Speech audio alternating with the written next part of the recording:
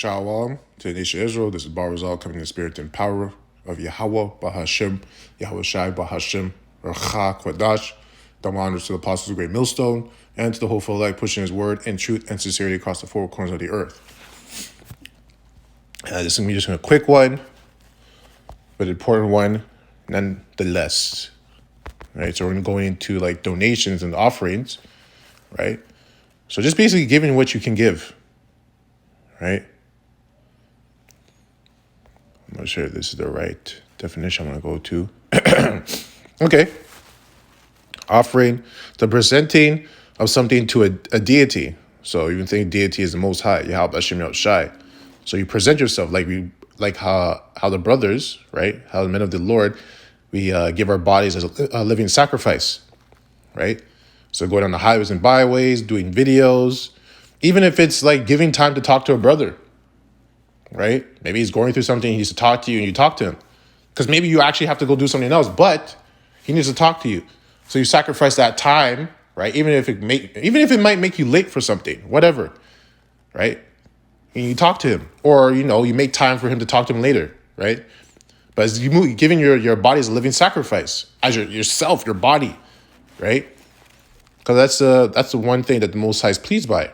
Whether he puts you through situations, like you go through hell, you go through strife, you go through rough times, you just deal with it, right? With a cheerful countenance, so to speak, right?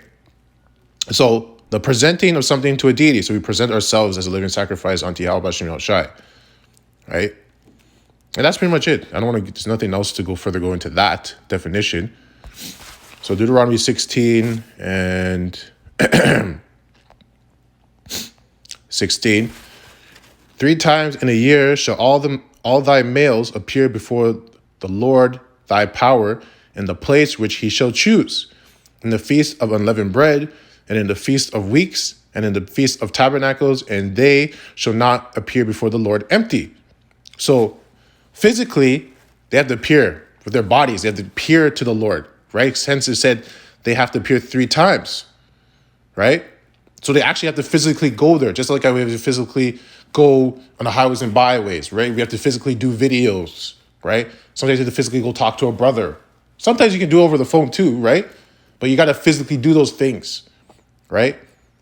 And spiritually, you can't show up to the Most High empty. Spiritually, you have to be doing your work spiritually, right? So spiritual work too is important too. That's also an offering unto the Most High, right? That's your work, right? And through that work, you get spiritual money put in your bank account, right? But even in this case, even bringing offerings, right? So like when we have the high holy days, you have your tithes. Bring on tithes, so for the high holy days, right? Bring whatever you can bring, because the Most High knows what you're capable of bringing and what you're not capable of bringing, right? Every man, verse 17, every man shall give as he is able. There you go. According to the blessing of the Lord, thy power, which he hath given thee. Basically what I just said, right? So like even sometimes where I see someone that's homeless, if I have some change in the car, I just give it to them. Because at the end of the day, you never know that whether it's an angel or not. The scriptures say sometimes you have roughly paraphrasing, but you're not knowingly you entertain angels, right? That could just be an angel. So you never know, right? So you always have to, whatever you can give, just give. Because the Most High will pay you back. He controls how much money you get, whether you get money, whether you don't get money, whether you get these certain things to help you out. He controls everything.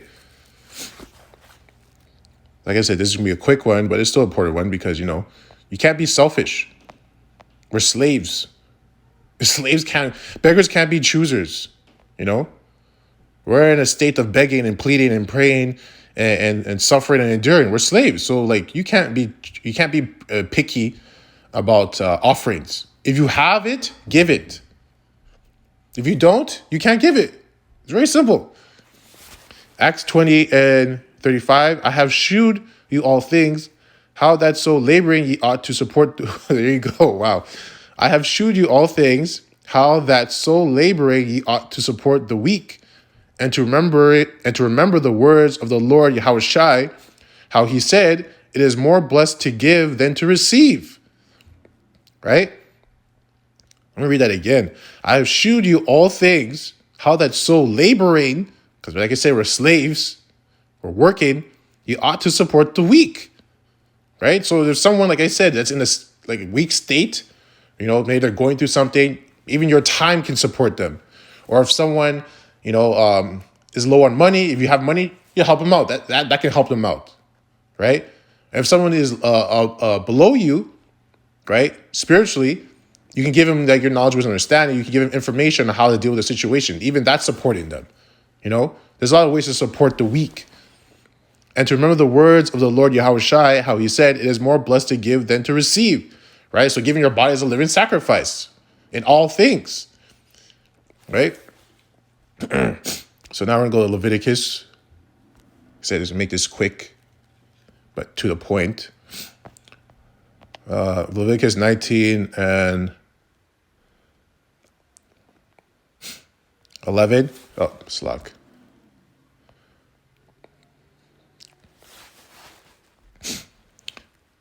Leviticus 19:11. Ye shall not steal, neither deal falsely, neither lie one to another. Right? So you're not going to deal falsely with someone. Like if you basically another way to look at it is like if you owe someone money, right? Let's say you owe someone money and you have the money, and for whatever reason you don't want to give it to them because you're thinking about yourself. That is dealing falsely because that brother might need that money for something. Right? You owe him money and you say you're going to pay him back at a certain time, but now you don't want to give it to him because you want to get something. Right? You're dealing falsely. Because now you're going to go, let's say, oh, I actually don't have the money. Can I pay you back on this date? No, like you have the money, pay him back his money. Right? And you're also lying on top of it too. Because you don't know what that brother's going through. Maybe he needs that money right now. So that's just a little small example, right?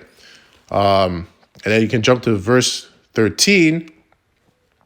Thou shalt not defraud thy neighbor, neither rob him. The wages of him that is hired shall not abide with thee all night until the morning. Right? So that's an example like with our jobs. That's why when we work a job, we're supposed to get paid for that day. Right? Them doing the whole 2 weeks or 1 week's advance, like you work for 1 week and you get paid for that week next week, that's out of order. That's not according to the law, statute, commandments, right? So vice versa, if someone works for you, right, and you don't pay them that day, you're actually being out of order, right? If you want, like for me, for example, if I have my car, I go to the mechanic and I need to get something fixed, he does the job, I pay him right then. I don't tell him, like, oh, I'm going to pay you back next week. Like, yo, you don't know what this man needs the money for. You have no idea. If he did his job, pay him his money, right? And if you're not able for him to do the job, right, then don't bring your car to him, right? Because you should be paying him right after that, And let's say you can't pay him the full amount. Maybe it's an emergency. Then you let him know beforehand. It's like, hey, like I don't have the money right now, so I can pay you this. Are you still able to do the job? Right? If he says yes, great. Then you pay him when you can pay him. If he says no, then you can't do it. That's just the reality. You just got to deal with it. You got to deal with the situation. Okay, so the last one is Ecclesiasticus and 35 and 9. Ecclesiasticus 35 and 9. And all thy gifts shew a cheerful countenance, and dedicate thy tithes with gladness. Basically what I was talking about before. Right? Give unto the Most High according as he hath enriched thee, and as thou hast gotten, give with a cheerful eye. For the Lord recompenseth and will give thee 7 times as much. So give as much as you're able, because the Most High will pay you back 7 times more. Right? So you can't be like, oh, well, can't be stingy like that, Or whether it's with your time, actual money, things, food, whatever, Give as much as you're able because the Most High will pay you back anyway. So you have to think like that because he's watching you. He knows how much you're able to give. He knows how much you're not able to give. Right? So that's why you have to always examine yourself all the time. Right? Anyways, that's it on that. It's just a quick and important one, nonetheless. And I hope this lesson is edifying to the hopeful elect. And shalom until next time.